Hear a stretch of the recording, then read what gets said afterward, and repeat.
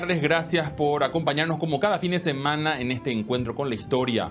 Un día especial, aunque de luto todavía para la Iglesia Católica. En el transcurso de esta mañana fue enterrado el Papa Francisco, en una ceremonia importante por lo que toca para la feligresía.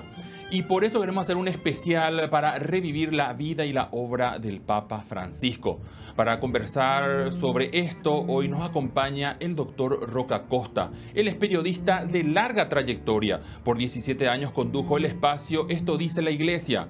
Ha sido responsable también de proyectos emprendidos por la Conferencia Episcopal Paraguaya. Es autor de libros sobre responsabilidad social de la prensa y formador de formadores en el ámbito del periodismo. Profesor Roca Costa, muchísimas gracias por acompañarnos hoy en este especial de Charla con la Historia.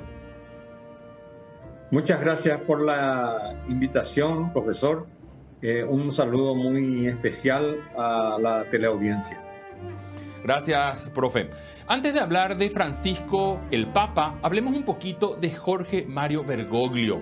Nació en Argentina en 1936, fue ordenado sacerdote en 1969. Como miembro de la comunidad de los jesuitas, orientó su labor pastoral a la población vulnerable, lo que llevó a trabajar de cerca principalmente con las villas del conurbano bonaerense. En este contexto, el Papa, que fue nombrado obispo en 1992 y luego cardenal también allá por 2001 por Juan Pablo II, hizo importantes acercamientos a la comunidad paraguaya. Y antes de venir aquí como Papa, podríamos decir que él ya tenía también esa cercanía con la Virgencita Azul de Cacupé. ¿Vos podrías hablar un poquito de esa relación peculiar de Jorge Bergoglio con Tupacú Cacupé? Sí, profesor Julián, realmente la relación del Jorge Mario Bergoglio con el Paraguay es de larga data. Sobre todo se inicia esa relación, por lo menos por la información que yo manejo, mucho más íntima y fuertemente al trabajar el joven Jorge Mario con Esther Balestrino, que estaba exiliada en Buenos Aires y trabajó con ella un tiempo y allí conoció y comenzó a valorar a la mujer paraguaya. Luego, el estilo de pastoreo del padre Bergoglio, luego Monseñor Bergoglio y finalmente Cardenal Bergoglio, arzobispo de Buenos Aires, ha sido el de un pastor con olor a ovejas que él luego trasladó y pidió en el ámbito mundial al ser pastor de la Iglesia Universal. Eso lo llevó a frecuentar las diversas villas que bordean Buenos Aires, entre las cuales se encuentran la villa de los paraguayos o las villas de los paraguayos. Y una de esas villas tiene una parroquia que es de Tupacú Cacupé o la Virgen de Cacupé. Entonces, en las festividades de la Virgen de Cacupé y en otros momentos ha estado siempre presente con los villeros, los curas villeros y los habitantes de las villas. Entonces, llegó a estar muy cercano a nuestros compatriotas migrantes también en Buenos Aires, y ahí se habrá interesado y profundizado en la historia de Paraguay, vos que sos historiador, ¿verdad? Y lo de la Guerra Grande le impresionó, lo de la Guerra de la Triple Alianza, y el papel que jugó la mujer en la reconstrucción del Paraguay, tanto desde el punto de vista sociopolítico, pero sobre todo desde el punto de vista de la reconstrucción o de la conservación y expansión de la fe católica, la fe cristiana. La mujer fue la que sostuvo y de las cenizas revivió el Paraguay y su profunda fe católica y mariana. Entonces relacionó eso también con la imagen de la Virgen Tanta es la devoción de la Virgen, a la Virgen de Bergoglio, que ahora, como ya Papa difunto, enterrado hoy en la Basílica Santa María la Mayor, que es la basílica papal, decidió el romper todo el protocolo y no estar en la cripta, en la Basílica de San Pedro, como todos los demás papas, sino en una humilde tumba en la casa de la Madre. Es decir, la Virgen María, y de la mano de la Virgen María, el Papa Francisco descansa con sus restos en la casa de la mamá. Y la Virgen de Acupé, por consiguiente, tuvo una significación muy, muy especial para él, por su cariño y cercanía hacia los paraguayos y hacia la mujer paraguaya en particular. Interesante, profesor. Pasando un poquito a un tema que es de carácter más global, ¿no? También desde su posición de arzobispo le tocó tener contacto con las autoridades del vecino país, con las cuales no siempre tuvo una buena relación. Incluso en el tiempo de la presidencia de los Kirchner se lo llegó a acusar de haber ayudado a desaparecer a algunos sacerdotes jesuitas. Los propios sacerdotes que fueron recluidos por la dictadura dijeron que eso no fue así.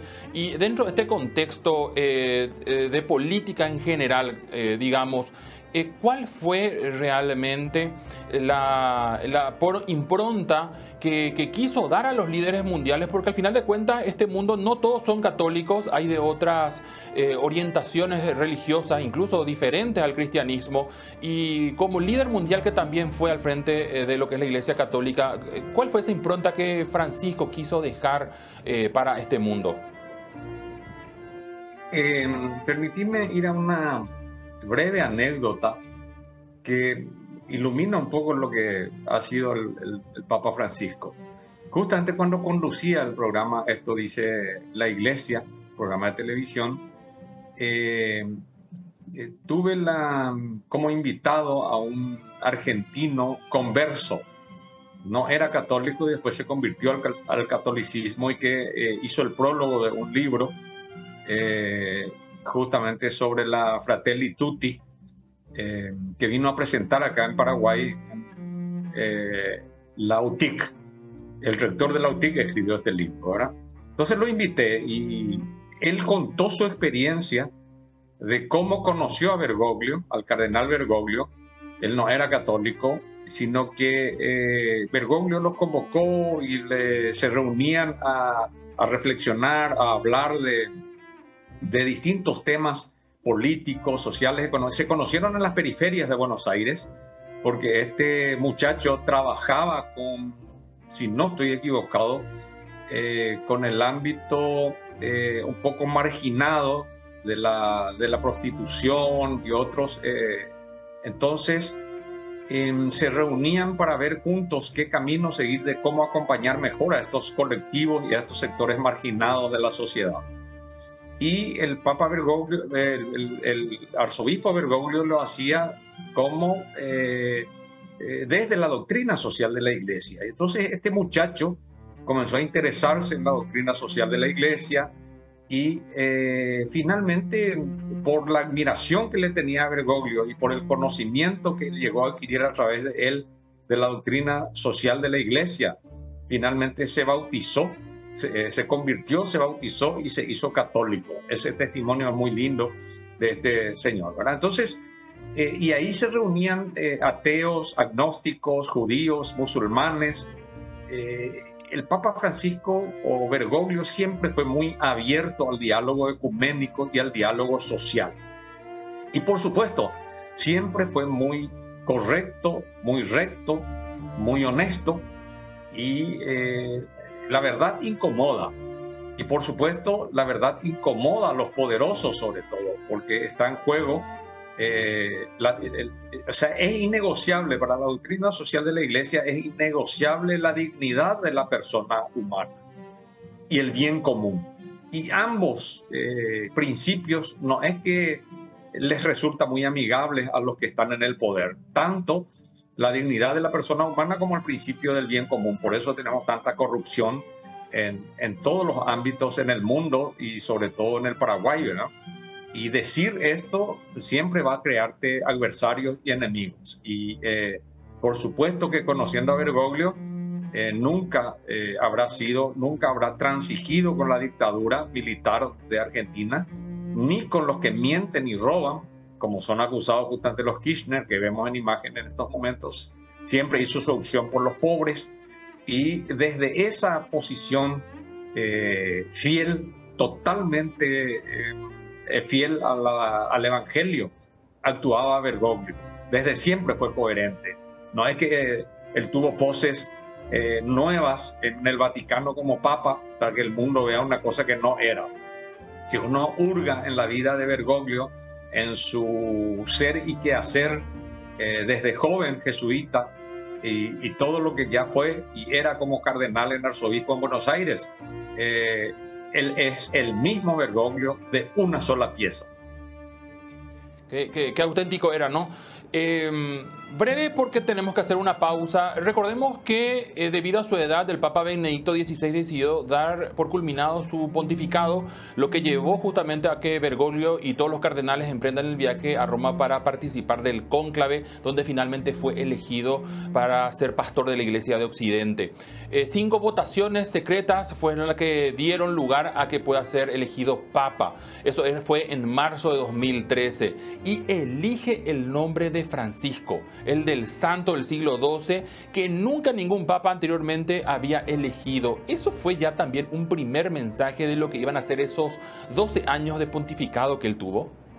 Si ustedes escucharon o pueden acceder a la homilía del cardenal Adalberto Martínez, ahí dice claramente el arzobispo que el haber elegido el nombre Francisco no fue casual, no fue al azar. Recordemos primero su estilo de vida. Ya en Buenos Aires, él vivía en un pequeño departamento y él cocinaba, él lavaba su ropa, él iba a comprar el diario, él andaba en subte, él iba a las villas miserias, no tenía nada, era un hombre muy sencillo, era Francisco. Entonces, eso por un lado. Y por otro lado, lo que le dijo el cardenal Hummes, el brasileño que estaba a su lado cuando obtuvo la mayoría necesaria, y le dijo, no te olvides de los pobres. Entonces, él llevó a los pobres al corazón de la iglesia. Entonces, el nombre de Francisco representaba lo que él quería hacer con su pontificado y por consiguiente es un nombre escogido no al azar sino programático. El programa de su estilo de pontificado tenía que ver con 2 aspectos. Francisco restaura mi iglesia. Se acordarán ustedes de cómo le habla el crucificado a Francisco de Asís en la Porciúncula, en la iglesia de San Damián, perdón. Entonces, restaurar la iglesia era una misión que él tenía en estos 12 años que le dio la vida para poder desarrollar su pontificado. Otro aspecto, la fraternidad, característica de Francisco. La fraternidad muy necesaria en un mundo polarizado, en un mundo en guerras, con guerras en cuotas. La Tercera Guerra Mundial en cuotas le llamaba él, llamó la atención hace años sobre esta Tercera Guerra Mundial en cuotas. Y en tercer lugar, la amistad con la creación, que somos parte de la creación, que todo está interrelacionado, que la hermana tierra, el hermano sol, la hermana luna, los animales, el agua, la hermana agua y finalmente incluso la hermana muerte, a la que abrazó conscientemente al final del domingo de resurrección, inicio de la primera semana de Pascua, lunes de Pascua, él abraza también a la hermana muerte. Entonces, el nombre de Francisco, que es cierto, es el primer Francisco, no fue al azar, fue programático, y sus tres grandes documentos, Evangelii Gaudium, Laudato Si y Fratelli Tutti, reflejan exactamente lo que era Francisco y proyectado al siglo XXI. Qué lindo, profesor. Bueno, una pequeña pausa. Le pedimos a usted que nos espere, también a nuestra audiencia. En minutos continuamos con Charla con la Historia, hablando sobre el Papa Francisco.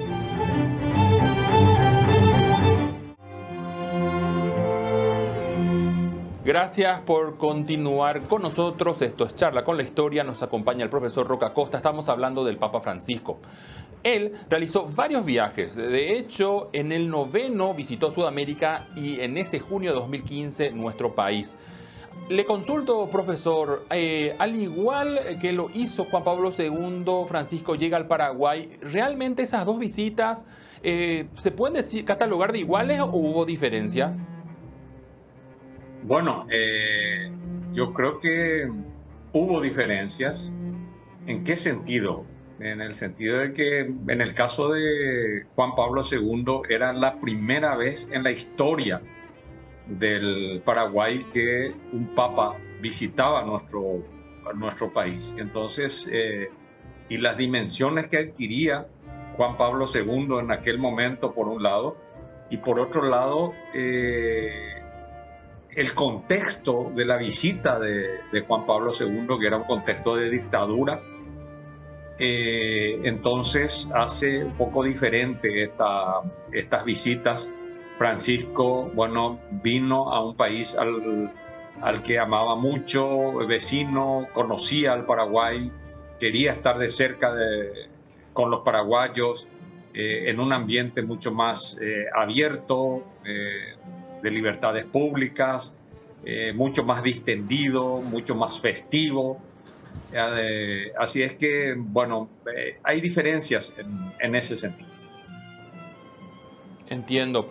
Y le consulto lo siguiente. Muchos señalan que Francisco fue muy progresista para lo que venía siendo la Iglesia Católica. ¿Cómo realmente tendríamos que catalogar este tiempo de Francisco y cuál es el legado que él está dejando y qué tanto cambió en 12 años la Iglesia Católica con él al frente? En la Iglesia, estrictamente, cuando nos ponen el rótulo de progresista o de conservador o de izquierda o de derecha, no son rótulos apropiados a mi criterio. Aquí en la Iglesia, en la lógica de la Iglesia, es una mayor fidelidad al Evangelio o una mayor fidelidad a cuestiones no esenciales y externas al Evangelio. Porque el Evangelio es el criterio según el cual nos guiamos y el motivo por el cual nosotros nos hacemos cristianos. En realidad, el Evangelio es Cristo. Por eso Benedicto XVI dice, no se comienza a ser cristiano por una decisión, por una gran idea o por una decisión ética, sino por el encuentro con una persona, y esa persona es Cristo. Y cuando hablamos de Evangelio estamos hablando de Cristo.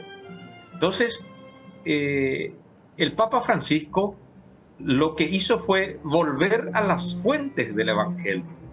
Y entonces comenzó a despojarse de determinados símbolos de poder mundano que se instaló muy fuertemente en la Iglesia y que no tienen que ver con el Evangelio, tienen que ver con prácticas culturales incluso, o momentos culturales en que la Iglesia asumió determinados revestimientos propios de esas culturas, por ejemplo en el tema del medioevo por un lado, pero sobre todo todos los símbolos imperiales. Recordemos que hasta Pablo VI, el Papa Pablo VI, San Pablo VI, para mí el más grande papa del siglo XX, se usaba todavía la silla gestatoria. O sea, el papa era llevado en hombros, en una especie de trono, como iban los emperadores, y tenía la triple tiara, que era una corona de varios millones de dólares o euros, y era coronado, el Papa era coronado e iniciaba se hablaba del reinado del Papa, como si fueran reyes temporales, ¿no? Francisco desde el inicio se despojó de todos esos símbolos. Si ustedes se dan cuenta, la cruz pectoral, la cruz que lleva colgada en el pecho siempre un obispo, en el caso del Papa Francisco es la misma cruz que usó como arzobispo de Buenos Aires, y es la misma cruz que le acompañaron o que le acompañó en la tumba, y es la cruz que está de alguna manera dibujada en la cripta donde queda el cuerpo del Papa enterrado, ¿verdad? Entonces Francisco no le cede a la izquierda, ni al comunismo, ni al socialismo, valores del Evangelio. Es decir, el Evangelio ya hablaba de opción preferencial por los pobres. El Evangelio ya hablaba de justicia social. El Evangelio ya hablaba de que el poder debe estar al servicio de las personas y no las personas al servicio del poder. El Evangelio hablaba que el reino de Jesús no es de este mundo. Y por eso un domingo de Ramos entró en un burrito, no en una carroza con varios caballos, estirando eso y con todo el boato del emperador. No, el Papa Francisco llevó el pontificado a donde debe ser. El Papa no es un rey, el Papa no es un emperador, el Papa no tiene por qué vestirse de boato que lo separe del pueblo. Y entonces no es ni de izquierda ni de derecha, el Papa es fiel al Evangelio. Entonces su legado justamente, y que no es una invención del Papa Francisco, es lo que definieron los padres conciliares en el Concilio Vaticano II, que se realizó a inicios de la década del 60 del siglo pasado. Y entonces el Papa lo que hace es desenterrar o actualizar lo que el Concilio Vaticano II puso como orientación para la iglesia en el mundo de hoy. No una iglesia guardada para sí misma, sino una iglesia que tiene que salir a anunciar el Evangelio. La iglesia existe para evangelizar, no existe para sí misma. Entonces, cuando en el 2013 Bergoglio pronuncia un breve discurso de 4 puntos nomás, en donde dice que la iglesia está para evangelizar, para llegar a las periferias, no solamente geográficas, sino a las periferias existenciales. La periferia existencial puede estar en tu casa, puede estar en tu vecindario. La periferia existencial es ahí donde la persona sufre, donde hay pecado, donde hay ignorancia, donde hay presidencia religiosa. La iglesia está para salir de sí misma. La iglesia está para llevar a Jesucristo a los demás, no tenerla encerrada dentro de sus templos. Y no importa que eso implique accidentarse, no importa que eso implique embarrarse. Eso es lo que dijo el Papa. Y los cardenales en el 2013 dijeron, este es el Papa que necesitamos. Y lo eligieron. Y bueno, entonces él no es ni de izquierda ni de derecha. Es sencillamente un hombre de Dios fiel al Evangelio. Qué importante aclaración, porque obviamente uno cuando mira las noticias en los portales del mundo, todo se centra en analizar de esa perspectiva, ¿verdad? Y no de la perspectiva interna de lo que es obviamente la misión de la iglesia. Una última pregunta, ya teniendo en cuenta esta catequesis que también de alguna forma hizo Francisco, que usted menciona, en cuanto a sus últimas voluntades, lo que vivimos hoy con ese cambio que hubo en el protocolo para su último adiós y ser enterrado en la Basílica de Santa María la Mayor en Roma. Con estas acciones, ¿él sigue de alguna forma dando catequesis a la feligresía católica? Totalmente. Y yo creo que deja la vara muy alta para el próximo Papa. Porque difícilmente, o sea, ¿con qué cara va a ser el Papa un príncipe, un rey o volver a la iglesia de nuevo al poder mundano. La sencillez con la que vivió el Papa, la sencillez con la que murió de cara al sol, de cara a la gente, y la sencillez como va a su tumba, es un mensaje potente del Evangelio, así como fue la vida de Jesús. Interesantísimo. Está de más de ver, esto lo veremos quizás en los siguientes años, y al igual que con Juan Pablo II, se da también que con el Francisco esta proclama popular que seguro ya existe de convertirlo en santo, este famoso santo súbito, se da o no. Pero bueno, eso lo veremos a futuro.